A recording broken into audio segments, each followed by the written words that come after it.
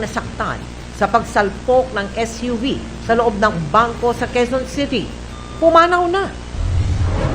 Sa huling Biyernes ng taon, bilang ng mga pasaherong naghahabol makauwi ng probinsya sa mga terminal ng bus, mas dumami. Mga may local at international flights nagsarin sa paliparan. Mga ospital nakahanda na sa mga posibleng emergency sa salubong 2024. Mga bilog na prutas at ham na pang medianoche, nagmahal na, pero matumal pa rin ang benta. Mas mataas sa singil sa renta sa salubong sa bagong taon.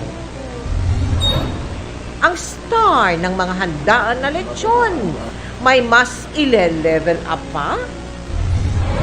At ang mga aabangang pasabog sa pinakamalaking New Year's countdown, handog ng GMA Network.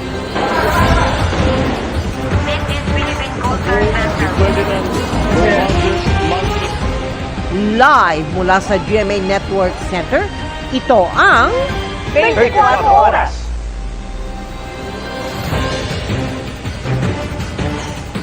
Magandang gabi po, Luzon, Visayas at Mindanao.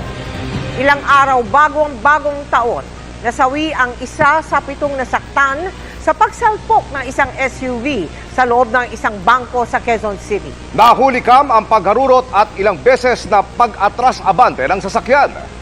Hawak na po ng pulisya ang driver na nakatakdang isailalim sa inquest. At nakatutok si Ivan Mayrina.